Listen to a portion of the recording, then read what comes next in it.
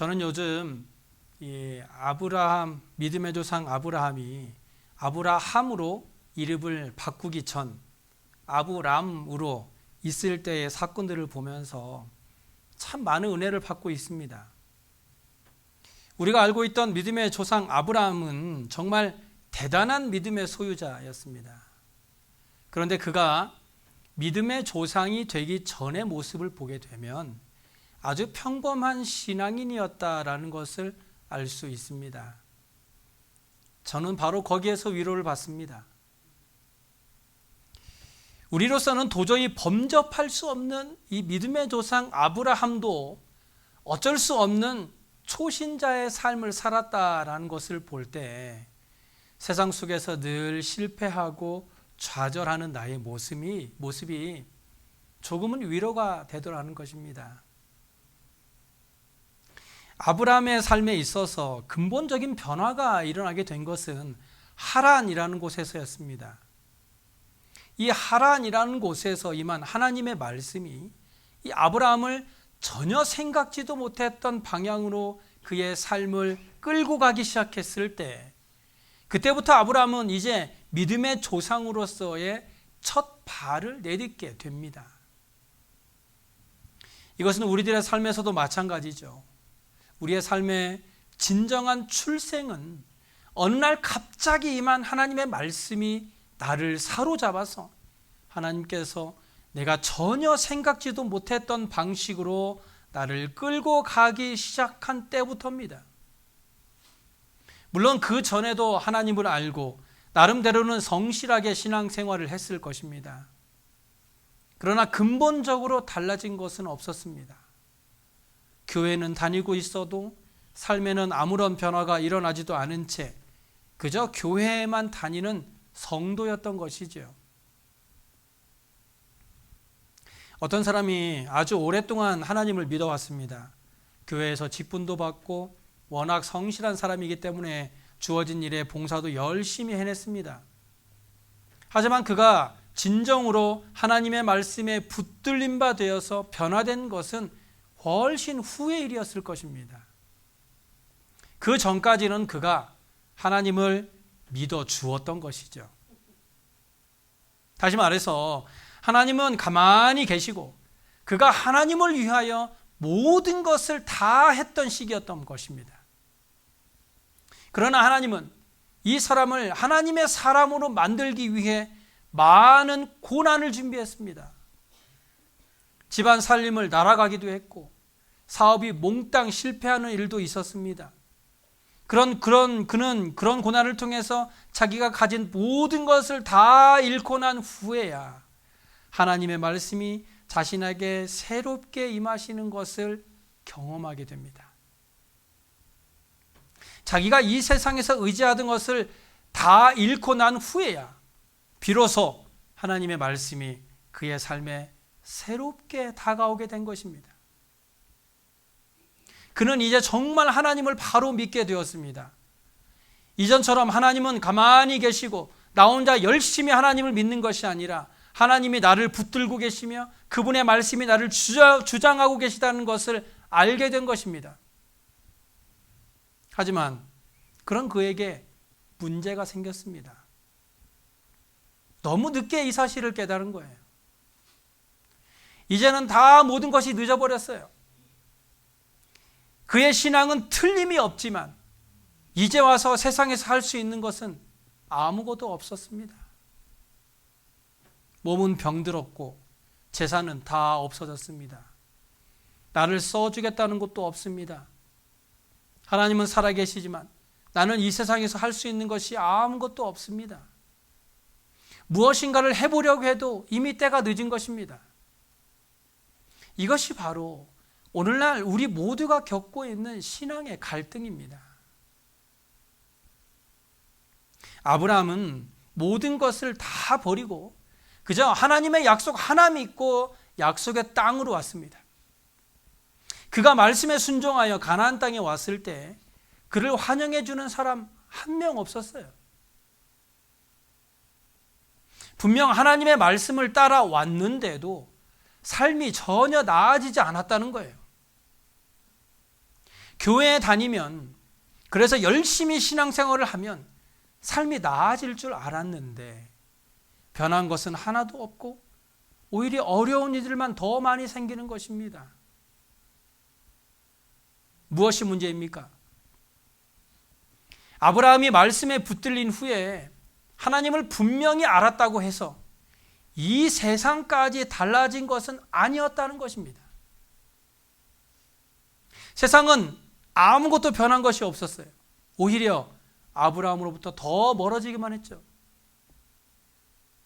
설상가상으로 본문 10절을 보시면 약속의 땅에 기근이 심하게 들면서 그가 더 이상 가나안 땅에 있어야 할 이유조차 없어져 버렸습니다. 분명 하나님의 말씀을 따라 이곳으로 왔는데 얻은 것은 없고 오히려 극심한 흉년까지 들어서 이제는 생존 자체가 위태로워진 것입니다. 그래서 아브라함이 선택한 것은 무엇입니까? 당장의 살 길을 찾아서 물이 있고 양식이 있는 애굽으로 내려간 것입니다. 그런데 이 애굽에는요, 더 위험한 것이 있었어요. 애굽은 아브라함과 같은 뜨내기에 대한 아무런 보호책이 없었습니다. 애굽 사람들은 아브라함과 같은 처지에 있는 사람들의 아내를 빼앗기 위해 남편을 살해하는 일이 비일비재하게 일어나고 있었던 거예요. 이 사실을 알게 된 아브라함은 불안하고 두려웠습니다. 그래서 우선 살고 봐야겠다라는 생각에 그곳 사람들에게 자기는 이 여자, 자기의 부인이죠, 이 여자의 남편이 아니라 남매 사이라고 하자. 그러나 아브라함은 그런 거짓말이 전혀 생각지도 못한 더 큰 어려움을 초래하리라고는 전혀 생각지도 못했습니다. 애굽 왕 바로가 아브라함의 아내 사레를 부인으로 요구한 것이죠. 결국 아브라함은 살려고 애굽으로 내려갔다가 아내까지 빼앗기는 어려움에 빠지고 말았던 것입니다. 아브라함이 하나님의 말씀에 순종해서 약속의 땅에 들어간 것은 너무나도 귀한 순종입니다. 하지만 말씀에 순종한다고 해서 저절로 모든 문제가 해결되는 것은 아니었다라는 사실을 우리는 기억할 필요가 있습니다. 아브라함이 약속의 땅에 도착했을 때, 아직 아무것도 적응하지 못했을 때, 그 땅에 심한 기근까지 들었을 때, 아브라함은 풍성한 삶은 고사하고 처절하게 생존을 위한 투쟁을 해야만 했습니다. 믿는 사람들이 고민에 빠지거나 심지어 시험에 드는 이유가 바로 이것이죠. 하나님이 약속하신 땅에 어떻게 해서 기근이 오는가 하는 것이에요. 하나님의 말씀대로 순종했는데 왜 어려움이 있느냐는 거예요. 우리가 믿음을 가지고 신앙생활을 시작하고 또한 식었던 신앙생활을 다시 뜨겁게 하려고 열심히 성경도 보고 기도도 하고 교회에 열심히 나와서 봉사도 합니다. 그러다가 우리가 기대하는 것이 무엇입니까? 내가 이렇게 신앙생활을 열심히 하면 모든 일이 다 잘 풀려지겠지? 하지만 현실은 전혀 그렇지 않습니다. 우리의 신앙은 점점 좋아지는 것 같은데 이 세상에서 우리가 할 수 있는 것은 아무것도 없어요. 오히려 우리의 삶이 심한 기근과 같이 어려움을 당하게 됩니다. 만약 아브라함이 정말 죽기를 각오하고 가나안 땅에 머물렀더라면 어떻게 되었을까요? 아브라함이 굶어 죽었을까요? 분명 그곳에서 하나님께서 큰 축복을 주셨겠죠. 그러나 보통의 사람들은 그렇게 죽기를 각오하면서까지 그곳에 머무르려고 하지 않습니다. 당장 눈앞에 어떤 어려움이 닥치게 되면 자기 나름대로의 살 길을 찾게 되죠. 제가 아브라함을 통해서 위로를 얻는 부분이 바로 이런 것입니다. 아브라함에게서도 사람 냄새가 나는 부분이 있었다는 거예요. 아브라함도 살 길을 찾았습니다. 그것은 약속의 땅을 떠나서 애굽 땅으로 가는 것이었어요. 아브라함이 애굽으로 내려갔다라는 것은요, 그가 잠시, 아주 잠시 하나님의 말씀을 떠나 인간적인 방법으로 돌아갔다라는 의미입니다. 예를 들어서 어떤 사람이 도저히 살 길이 없어서 예수 믿기 전에 가지고 있던 안 좋은 일시적 직업을 다시 일시적으로 다시 가지는 것과 같습니다. 오랫동안 하겠다는 것도 아닙니다. 그저 잠시입니다.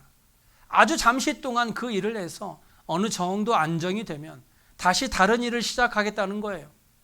왜냐하면 그 전에 하던 일이 익숙하고 자기가 잘하는 것이니까. 아무리 믿음이 있어도 일단 당장에 먹고는 살아야 할 것 아닙니까? 본문 10절에 아브라함이 애굽에 거류하려고 내려갔다라는 것도 오랫동안 살려고 내려간 것이 아닙니다. 극심한 기근을 피해 잠시 갔다 오겠다는 것이죠. 우리가 예수를 믿고 분명 하나님을 믿고 있지만 현실이 어려우면 여전의 삶으로 돌아갈 수밖에 없습니다. 할 수 있는 것이 그거밖에 없으니까요.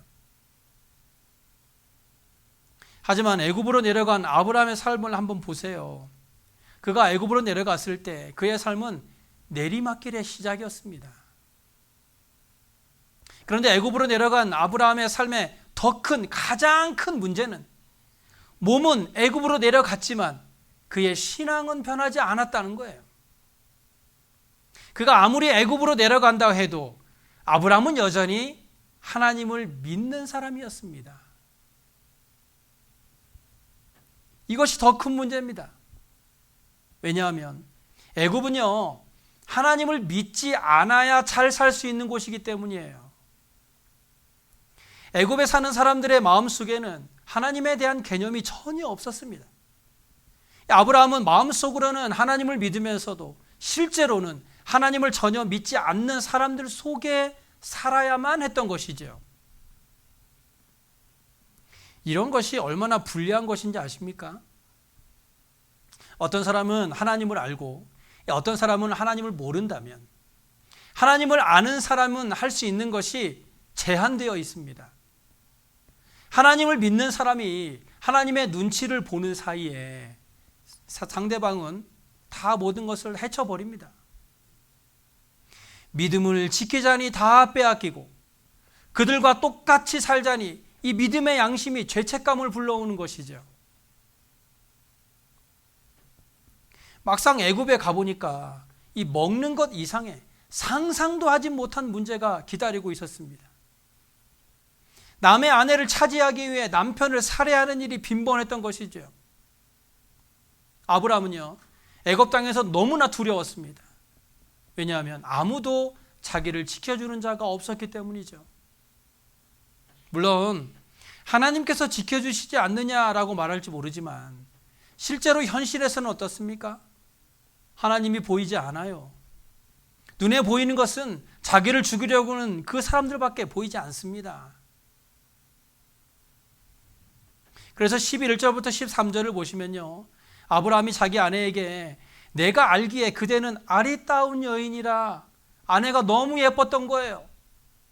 그래서 지금 아내를 걱정하고 있는 것이 아니라 아내 때문에 자기가 죽을까 봐 아내라 하지 말고 여동생이라고 하자는 겁니다.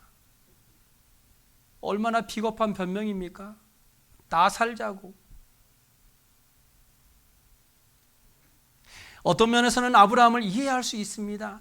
애굽 사람들은요, 하나님을 전혀 모르니까 두려워하지 않았고, 하나님을 전혀 모르는 그런 사람들 가운데에 하나님을 아는 사람이 살려고 하니 거짓말을 하지 않고서는 살 수가 없었던 것이죠. 거짓말을 하는 사람들이 자기의 거짓말을 포장하는 말이 무엇인지 아십니까? 선의의 거짓말입니다.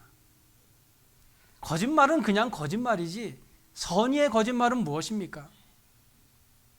그냥 자기 합리화일 뿐입니다. 자기가 살기 위해 어쩔 수 없었다는 것이죠. 하지만 결국 아브라함의 이 선의의 거짓말은 엄청난 문제를 불러일으키고 맙니다. 아브라함의 아내 사레가 아브라함의 아내가 아닌 것을 알고 당시 애굽의 왕이 사레를 아내로 삼고자 했던 거예요. 누가 감히 왕의 청혼을 거부할 수 있겠습니까? 15절과 16절을 보세요. 바로의 고관들도 그를 보고 바로 앞에서 칭찬함으로 그 여인을 바로의 궁으로 이끌어들인지라. 이에 바로가 그로 말미암아 아브라함을 후대함으로 아브라함이 양과 소와 노비와 암수나귀와 낙타를 얻었더라. 지금 아브라함이 받은 것은 신부 대금이에요. 물론 이 결혼은 강제로 이루어진 것이지만 왕은 신부를 얻은 대가로 아브라함에게 많은 재물을 준 것입니다. 돌아보면 이 아브라함이 내리막길 인생을 살게 된 것은 아브라함이 가나안을 떠나 애굽으로 내려갔을 때부터입니다. 그는 그저 살기 위해 선택한 것뿐이었는데 한번 미끄러지기 시작하니까 걷잡을 수 없이 미끄러지기 시작한 것입니다. 살기 위한 선택으로 인하여 모든 것이 나빠지기 시작한 것이죠. 아브라함은 쉬운 길을 선택했습니다. 핑계는 좋았죠. 가족들을 살리기 위한 결정이었으니까요. 하지만 그 선택의 결과를 보세요. 가족들을 위한 결정이 결국 가족들을 다 이를 위기에 처하게 되었습니다. 하나님의 뜻을 벗어난 한 번의 선택이 자신의 삶에 엄청난 시련을 가져오게 된 것입니다. 그런데 놀라운 일은요, 하나님은 아브라함을 버리지 않았다는 것입니다. 17절을 보세요. 여호와께서 아브라함의 아내 사레의 일로 바로와 그 집에 큰 재앙을 내리신지라. 하나님이 개입하신 것입니다. 아브라함이 감당할 수 없을 만큼 일이 커지게 되자 하나님이 나선 것입니다. 바로가 아브라함의 아내 사레를 데려간 그 순간부터 바로의 궁에는 재앙이 일어나기 시작했습니다. 그리고 그 재앙의 원인이 신의 진노에 있으며 그것이 바로 새로 들어온 여자와 관련이 있다는 것을 알게 되었습니다. 아무리 바로라고 해도 하나님의 재앙을 당해낼 수는 없었습니다. 그는 거기서 더 버티다가는 자신이 죽을 것이라는 것을 깨닫고는 아브라함을 불러서 심하게 꾸짖고는 아내를 도로 돌려주었습니다. 만약 아브라함이 아내를 데려가지 않겠다고 버텼더라면 아마 빌면서라도 제발 좀 데려가 달라고 했을지도 모릅니다. 그만큼 바로가 하나님으로부터 아주 혼쭐이 난 것이죠. 우리도 살다 보면 우리의 눈에 하나님이 보이지 않을 때가 있습니다. 어쩌면 보이지 않는 것이 당연한 일입니다. 그래서 우리는 늘 고민 속에 살아가죠. 그리고 어쩔 때는 우리가 예수 믿기 때문에 믿지 않는 사람들로 하여금 손해를 보면서 살아간다고 생각합니다. 그러다 보니까 우리도 세상 사람들과 똑같이 살고 싶어 하는 유혹을 받기도 합니다. 하나님은 보이지도 않고 나를 도와주지도 않는 것 같으니까 차라리 세상 사람들과 똑같이 말하고 행동이라도 해야 내가 조금 덜 손해를 보는 것 같으니까요. 하지만 하나님은요, 우리를 위하여 반드시 싸우실 것입니다. 내가 하나님의 말씀대로 살려고 할 때에도 혹은 하나님의 말씀대로 살지 못하고 있는 때라 할지라도 아브라함의 삶에 개입하셨던 것처럼 우리의 삶에도 개입하셔서 우리의 삶을 바른 길로 인도해 주실 것입니다. 저는 그런 하나님을 믿습니다. 지금까지도 그러셨고 앞으로도 그렇게 하실 것을 믿습니다. 우리는 이 세상에서 하나님께서 함께 하지 않으면 도저히 살 수 없는 존재로 만들어졌습니다. 그리스도인들은 기도하지 않으면 살 수 없습니다. 하나님께서 우리를 이 세상에 살도록 하셨을 때 우리의 힘으로 모든 어려움들을 다 이겨내라고 이 세상에 살게 하신 것이 아니에요. 그것은 불가능한 일입니다.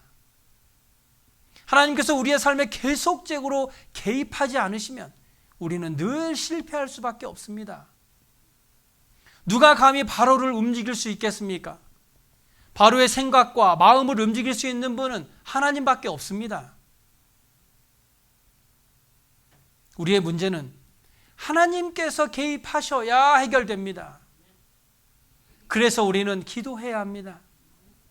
우리의 문제를 하나님께서 개입하셔서 해결하시도록 기도해야 합니다. 도저히 내 능력과 힘으로는 해결할 수 없는 문제를 하나님께 기도함으로 맡길 때 우리를 위해 대신 일하셔서 해결해 주실 것입니다.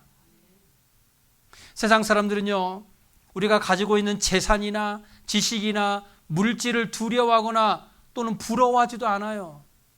그런 것들은 그들이 더 많습니다. 하지만 우리는요, 그들이 가지고 있지 않은 것이 있어요. 그것이 바로 믿음입니다. 그들이 우리를 두려워하는 것은 보이지 않는 하나님을 믿는 우리의 믿음, 그 신앙을 두려워하는 것입니다. 하지만요, 우리는 안타깝게도 이 신앙만을 가지고서는 우리를 지킬 수 없어요. 우리가 아무리 하나님을 믿어도 그들이 우리의 믿음을 인정해 주지 않으면 그만이죠. 그들의 눈에는 그저 교회 다니는 사람일 뿐입니다. 아브라함이 자기 아내를 빼앗기고 나서 한 일이 무엇이라고 생각하십니까? 아내를 빼앗긴 아브라함이 할 수 있는 것이 무엇이었겠습니까? 기도밖에 없습니다. 기도밖에 없어요. 우리의 삶의 능력은 우리가 하나님을 우리의 실제적인 삶에 얼마나 하나님을 하나님으로 인정하느냐에 달려 있습니다. 잠언 3장 6절에 너는 범사에 그를 인정하라고 말씀합니다. 내가 하고 있는 모든 일에 먼저 하나님을 하나님으로 인정하라는 겁니다. 우리는 하나님께서 우리의 삶에 개입하시지 않는다면 아무것도 할 수 없는 연약한 자들입니다. 아내도 빼앗기고 자식도 빼앗기고 직장도 빼앗길 수밖에 없는 연약한 자들입니다. 그렇기 때문에 우리는 우리가 알지 못하는 가운데에서도 우리를 위해 일하고 계시는 하나님을 인정해야 합니다. 마지막이라고 생각했을 때 그것이 끝이 아닙니다. 모든 것이 끝났다고 생각했을 때 하나님은 우리를 위해 일하고 계십니다. 하나님이 주시는 고난에는 반드시 더 큰 의미가 있다는 것을 알지만 인정하기는 어려워요.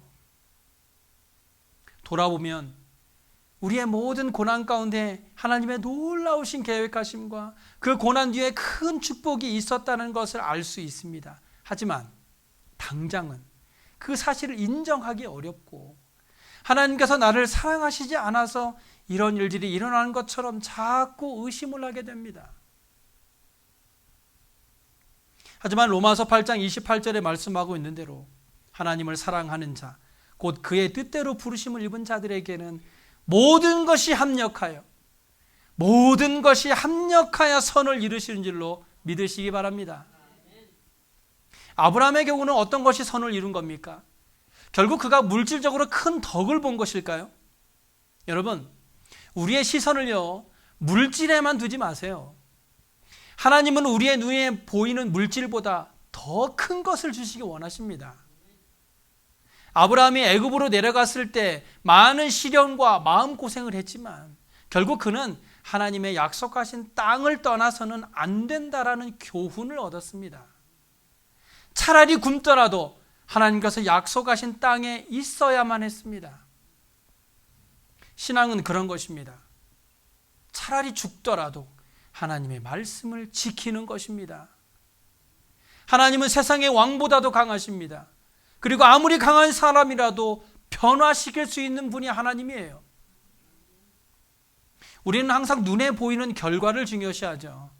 즉 아브라함이 결국 바로로부터 많은 양과 낙타와 나귀와 종을 얻게 되지 않았느냐 하는 것이죠.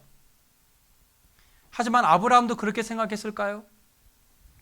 그가 애굽에서 거짓말을 하면서까지 마음고생을 하고 속상한 것에 비하면 그가 받은 재물은 아무것도 아닐 것입니다. 단지 하나님께서 아브라함의 상한 마음을 위로하기 위해 재물을 주셨을 뿐입니다. 이 재물은요, 아주 작은 위로입니다. 그래서 돈이 많아졌다고 해서 모든 것이 합력하여 선을 이루었다고 말하지 않아요. 결국 아브라함의 삶을 통해 우리가 알 수 있는 것은 믿음이 전부가 아니라는 거예요. 잘하지 않는 믿음, 자라지 않는 믿음은 그 힘을 발휘할 수 없다는 거예요. 우리의 믿음은 자라야 합니다. 우리는 자신의 믿음을 너무 자신하기 때문에 실수를 하게 돼요.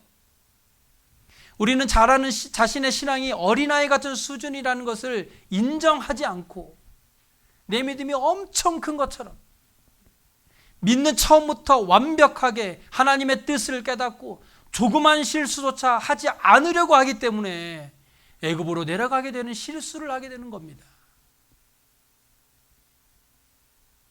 믿음을 이론적으로 가지려고 하지 마세요. 믿음은 실제적인 것입니다.